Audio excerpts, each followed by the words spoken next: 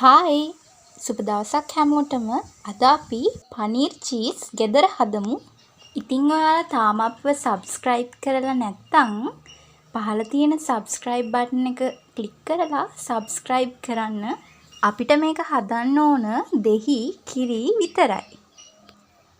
අපි බලමු මේක හදන්නේ කොහොමද කියලා.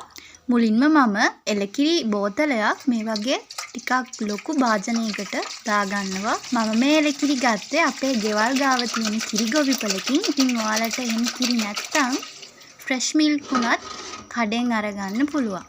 ඊට පස්සේ අපි මේ එලකිරි ටික මද ගින්නේ රත් කරගන්න ඕනේ. මිනිත්තු 5කට පස්සේ ඔයාලට බලා ගන්න පුළුවන් කිරි එක රත් වීගෙන එනවා.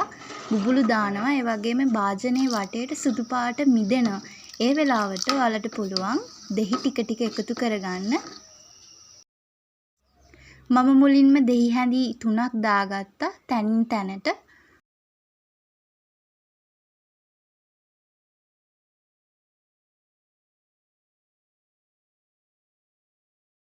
ඊට පස්සේ මේ වගේ හිමීට හැඳි ගන්න, වේගෙන් හැඳි ගන්න එපා.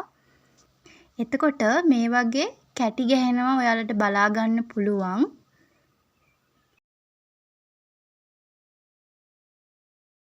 තව පොඩ්ඩක් අපි දෙහි එකතු කරමු.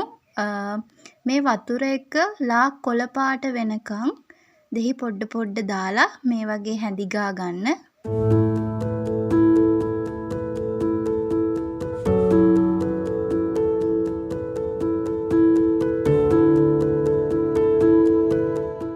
මම ඔක්කොම දෙහි හැඳි 5ක් වගේ තමයි දාගත්තේ. මගේ කිරි ටික ඔක්කොම කැටි ගැහුණා. ඊට පස්සේ කපු රෙදි කඩකට මේ වගේ මේ ටික පෙරා ගමු.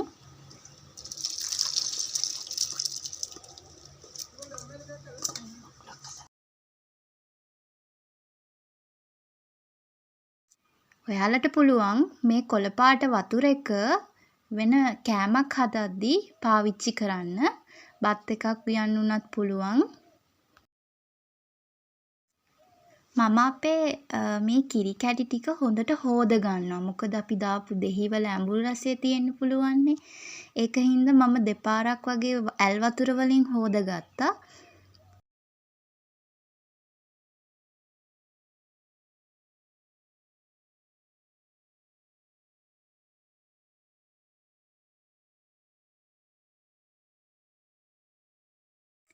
ඊට පස්සේ වතුර ටික හොඳට පෙරලා මේ වගේ රෙදි කෑල්ල කොටු හැඩයට නවා ගන්නවා අපි මේ චීස් ටික ලස්සනට. ඊට පස්සේ බරක් තියන්න මේක උඩින් පැයක් විතර. ඊට පස්සේ අපි බලමු අපේ පනීර් චීස් ටික කොයි වගේද කියලා.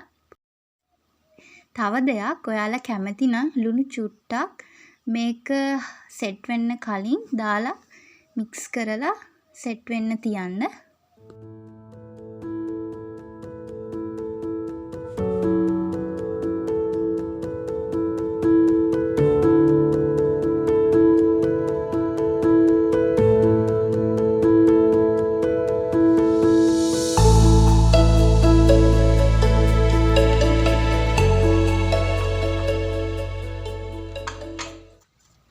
මේ තියෙන්නේ පැයකට පස්සේ අපේ පනීර් චීස් ටික.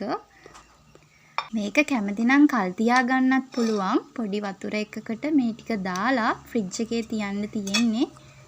ෆ්‍රෙෂ් පිටම කද්දින් තමයි ඉතින් රස.